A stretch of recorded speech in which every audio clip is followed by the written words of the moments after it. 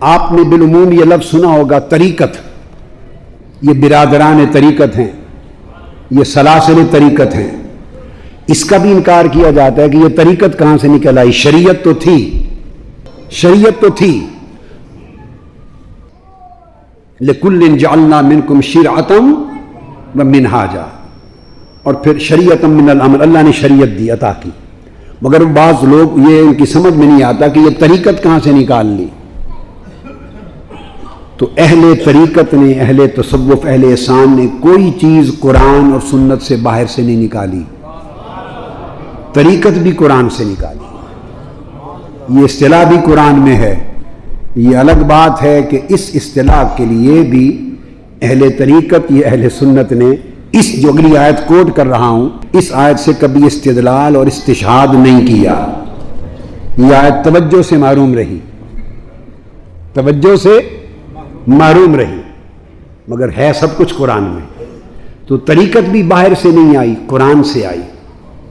سورہ جن یاد کر لیجئے، سورہ جن کی آیت نمبر 11 سے لے کر آیت نمبر 17 تک ایک پورا مضمون ہے. تو آیت نمبر 11 کے الفاظ سنیے. اور یہ جو جنات مومن ہو گئے تھے، آقا علیہ السلام پر ایمان لائے تھے، جنات ایمان لانے کے بعد صحابی ہو گئے. جو جنات حضور پر ایمان لائے صلی اللہ علیہ وآلہ وسلم اور صحابہ ہو گئے اور تبلیغ کرنے لگے اپنے قبائل میں. اب ان جنات کا قول اللہ رب العزت نے اپنی کتاب قرآن میں بیان کیا ہے اور فرمایا، توجہ سے لفظ سنیے، وَأَنَّا مِنَّا الصَّالِحُونَ. وہ کہتے ہیں کہ یہ کہ ہم میں سے بھی کچھ صالحین ہیں، صرف آپ ہی میں نہیں، ہم میں سے بھی کچھ صالحین ہیں. جنات میں اولیاء بھی ہوتے ہیں، ہم میں سے بھی کچھ صالحین ہیں. وَمِنَّا دُونَ ذَلِكَ، اور کچھ برے لوگ بھی ہیں جیسے انسانوں میں ہوتے ہیں، ہمارے یہاں برے بھی ہیں اور اچھے اور صالحین بھی ہیں. اور آگے كُنَّا طَرَائِقَ قِدَدًا، اور ہمارے بھی مختلف طرق ہیں، ہمارے مختلف طریقے ہیں جن پر ہم چلتے ہیں. یہ قرآن کی آیت یاد کر لیں، 11 سورہ الجن، وَكُنَّا طَرَائِقَ قِدَدًا، اور ہمارے بھی مختلف طرق ہیں، مختلف طریقے ہیں جن پر چلتے ہیں.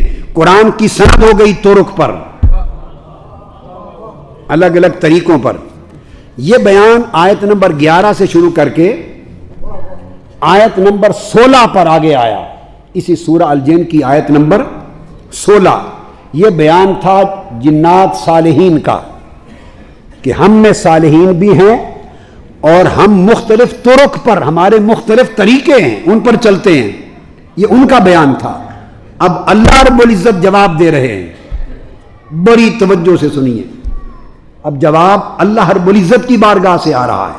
آیت نمبر 16، تو اللہ پاک فرماتے ہیں، وَأَلَّوِ اسْتَقَامُوا عَلَى الطَّرِيقَةِ لَأَسْقَيْنَاهُمْ مَاءً غَدَقًا. آقا علیہ السلام نے فرمایا کہ یہ وحی بھی میرے پاس آئی ہے اور اللہ نے فرمایا ہے کہ اگر وہ طریقت پر قائم رہے، یہ قرآن ہے، میں نے تو کوئی آیت نہیں گھڑ لی، دیکھ میں تو صرف پڑھ کے سنا رہا ہوں، آیت تو نہیں نہ بنا لی، آیت تو نہیں نہ بنا لی، پڑھ کے سنا رہا ہوں. سورہ جن آیت نمبر 16 فرمایا، وَأَلَّوِ اسْتَقَامُوا عَلَى الطَّرِيقَةِ عَلَى الطَّرِيقَةِ لَأَسْقَيْنَاهُمْ مَاءً غَدَقًا. طریقت بھی قرآن سے سن لو اور اہل طریقت کو صلہ کیا ملتا ہے یہ بھی سن لو. فرمایا آقا نے کہ یہ وحی بھی میرے پاس آئی ہے کہ اگر وہ طریقت پر قائم رہتے، راہ حق پر، طریق ذکر الہی پر، اگر طریقت پر قائم رہے اور قائم رہتے تو کیا کرتے، لَأَسْقَيْنَاهُمْ مَاءً غَدَقًا، تو ہم انہیں بہت سے پانی کے ساتھ سیراب کر دیتے. تو جو لوگ طریقت کی راہ پہ قائم رہتے ہیں وہ سیراب کر دیے جاتے ہیں. کہ جو لوگ راہ طریقت پر قائم نہیں ہوتے، راہ طریقت پر قائم، وَأَلَّوِ اسْتَقَامُوا عَلَى الطَّرِيقَةِ، جو طریقت پر قائم نہیں ہوتے تو اس سے پہلے بشرطے کہ شریعت پہ قائم رہتے ہیں تو ان کو بھی پیاس بجھانے کا پانی ملتا ہے. جو شریعت پہ قائم رہتے ہیں طریقت تک درجہ ان کا نہیں جاتا، طریقت کے چشموں تک نہیں پہنچتے، طریقت کے مرتبہ احسان تک نہیں جاتے، اور طریقت میں کمال ایمان تک نہیں جاتے، کمال صالحیت تک، کمال تقویٰ تک وہ درجے طے نہیں کرتے اور شریعت پہ رہتے ہیں، احکام شریعت پر، تو پیاس بجھانے کو انہیں بھی دے دیتے ہیں، پیاس بجھانے کو انہیں بھی دے دیتے ہیں۔ لیکن اگر شریعت سے بڑھ کر کوئی طریقت پر قائم ہو جائے، طریقت والا بن جائے، تو اس کا صلہ لَأَسْقَيْنَاهُمْ مَاءً غَدَقًا کا پیاس تو اہل شریعت کی بھی بجھا دی تھی، مگر ان کی صرف پیاس نہیں بجھاتے، انہیں سیراب کر دیتے ہیں، اتنا دیتے ہیں کہ خود بھی سیراب ہوتے ہیں، اور جن جن کی پیاس بجھانا چاہے ان کو بھی بھر بھر کے دیتے ہیں۔ تو میں نے عرض کیا کہ جو لوگ اہل شریعت ہوتے ہیں ان کی پیاس بجھائی جاتی ہے، جو اہل طریقت ہو جاتے ہیں انہیں سیراب کیا جاتا ہے۔ تو اہل شریعت و اہل طریقت کا فرق جاننا ہو تو اگر کوئی شریعت کے احکام پر صحیح چلے تو پیاسا نہیں رہتا، احکام شریعت پر صحیح طور پہ چلے تو پیاسا نہیں مرتا، اور اگر اس سے بڑھ کر کوئی صاحب طریقت ہو جائے اور طریقت پر استقامت اختیار کر لے تو سیراب کر دیا جاتا ہے، اور جو سیراب کر دیا جاتا ہے پھر اس کے بعد اس کا پھر آگے عالم یہ ہے کہ نہ صرف یہ کہ وہ خود پیتا ہے بلکہ وہ جن کو چاہتا ہے آگے پلاتا ہے، اور قرآن مجید نے اس کو بیان کیا سورہ دہر میں، سورہ الدہر میں، لَوِ اسْتَقَامُوا عَلَى الطَّرِيقَةِ اگر شریعت سے بڑھ کر صاحب طریقت ہو گئے اور طریقت پر استقامت والے بن گئے تو تمہیں سیراب کر دیں گے۔ اور کچھ وہ ہیں جو پیاسے نہیں رہتے، کچھ وہ ہیں جو سیراب کیے جاتے ہیں، اور کچھ وہ ہیں جو نہ صرف یہ کہ خود سیراب ہوتے ہیں، وہ جنہیں چاہیں آگے بھی سیراب کر سکتے ہیں، آگے بھی سیراب کرتے ہیں۔ اس کا بیان سورہ الدہر میں کہا، قرآن مجید نے کہا سورہ الدہر کی آیت نمبر 5، ارشاد فرمایا ان الابرار، یہ انہی اہل اللہ کی بات ہو رہی ہے جو طریقت میں استقامت والے ہو گئے، صاحبان استقامت ہی ابرار ہیں۔ فرمایا ان الابرار یشربون من کأس کان مزاجھا کافورا، بے شک مخلص اطاعت گزار لوگ جو مرتبہ احسان پر فائز ہوں گے، جو صاحبان طریقت و استقامت ہوں گے، ابرار ہوں گے، فرمایا انہیں شراب طہور کے جام بھر بھر کے پلائے جائیں گے، جام، اور ایسے جام بھر کے پلائے جائیں گے مزاجھا کافورا، جن کی خوشبو، جس شراب کافور کی خوشبو، رنگت، ہائے ہائے ہائے، اور لذت بڑھانے کے لیے اس میں تھوڑی سی کافور کی آمیزش کر دی جائے گی، کافور کے قطرے گرا دیے جائیں گے، اس کی رنگت کو نکھارنے کے لیے، اس کی خوشبو کو بڑھانے کے لیے، ارے اس کی لذت بڑھانے کے لیے تھوڑا سا حصہ کافور کا بھی ڈال دیا جائے گا شراب طہور میں، مگر وہ خود پیئیں گے، وہ خود پیئیں گے۔ اب سوال ہوا کہ یہ کافور کون سا چشمہ ہے؟ کافور کیا ہے؟ شراب طہور تو ہوئی طہور، جو اہل جنت پیئیں گے، جو اہل جنت پیئیں گے۔ ارے یہ کافور کہاں سے آ گئی جس کے چند قطرے شراب طہور کے جام میں ملائے جا رہے ہیں؟ یہ درجے بتا رہا ہوں کہ اہل شریعت، اہل طریقت، اہل معرفت، اہل حقیقت، اہل شریعت، پھر اہل تزکیہ، اہل احسان، کس طرح درجہ ہوتا ہے ایمان کا، پھر تقویٰ کا، پھر احسان کا، اور صلے کس طرح بدلتے ہیں، مرتبے کیسے بدلتے ہیں، اور اللہ کے انعامات کس طرح بدلتے ہیں۔ فرمایا شراب طہور میں جس کافور کے قطرے ملائے جائیں گے، وہ کافور ایک خود چشمہ ہے، عینن یشرب بہا عباد اللہ، وہ اللہ کے جو خاص بندے ہوں گے وہ شراب، وہ چشمہ کافور سے پیا کریں گے۔ عام جنتی شراب طہور پیا کریں گے،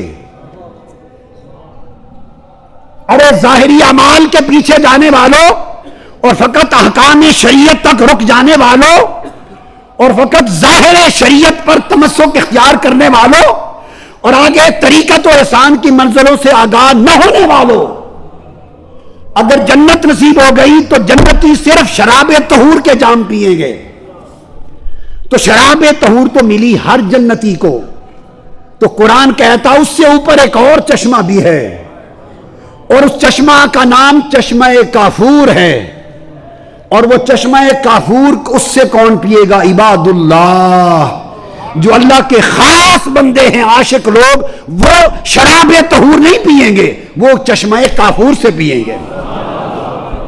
عام جنتی طہور پیے گا، شراب طہور، اور جو صالحین اور اولیاء ہوں گے وہ طہور سے بڑھ کر شراب کافور، چشمہ کافور سے پیئیں گے۔ تو باری تعالیٰ کیا وہ خود ہی پیئیں گے؟ کیا پی پی کر خود ہی سیراب ہوں گے؟ یا ان میں کچھ ایسے بھی ہوں گے کہ اپنے متوسلین کو، محبت کرنے والوں کو، چاہنے والوں کو، برادران طریقت کو، اپنے پیروکاروں کو، اپنی اتباع اور اطاعت کرنے والوں کو اور اپنی نیکی کی راہ بتائے ہوئے پر چلنے والوں کو، کیا ان کو بھی سیراب کر سکیں گے؟ قرآن نے کہا یہ جو اللہ کے مقبول بندے ہیں یہ صرف شراب کافور سے پیئیں گے نہیں، یہ چشمہ کافور کے مالک بنا دیے جائیں گے۔ یفجرونہا تفجیرا، اور ایسے مالک ہوں گے کہ جنت میں جہاں جانا چاہیں گے انگلی سے اشارہ کریں گے اور کافور کا چشمہ ان کے انگلی کے اشارے سے ساتھ ساتھ چلے گا۔ جنت میں جدھر جائیں گے چشمے ساتھ جائیں گے، اور جو لوگ ان کے متوسل ہیں، ان سے محبت کرتے ہیں، ان کی راہ پر چلتے ہیں مگر عمل میں ان جیسے نہیں، اور ان کی طرح آ کر چشمہ کافور سے پی نہیں سکتے، نیچے رہتے ہیں، وہ نہیں آ سکتے اوپر، یہ انہیں پلانے کے لیے چشمے ان کی منزلوں پر لے جائیں گے، جہاں رہتے ہیں انگلی کے اشارے سے یفجرونہا تفجیرا۔ کہ جو تو صاحبان شریعت ہوں گے اور شریعت پر استقامت کے ساتھ رہے ہوں گے، اللہ رب العزت انہیں پیاسا نہیں رکھے گا، پیاس بجھا دے گا۔ اور جو شریعت کا دامن تھام کر آگے بڑھ کر صاحبان طریقت ہوں گے، سورہ الجن کی آیت نمبر 16 کے مطابق، اور طریقت پر استقامت کے ساتھ زندگی بسر کریں گے، تو اللہ رب العزت نہ صرف یہ کہ ان کی پیاس بجھائے گا بلکہ اتنا دے گا کہ انہیں سیراب کر دے گا۔ یہ سیراب ہونے والے لوگ، ان کو قرآن وہاں صاحبان طریقت کہتا ہے اور سورہ الدہر میں ان کو الابرار کہتا ہے۔ یہ اصطلاحات ہیں قرآن کی۔ الابرار کہتا ہے کہ وہ الابرار سیراب کیے جائیں گے، ہر جنتی شراب طہور پیے گا، مگر جو صاحبان طریقت اور صاحبان استقامت بلند درجے میں چلے گئے وہ شراب طہور نہیں پیے گے، وہ چشمہ کافور سے براہ راست پیئیں گے۔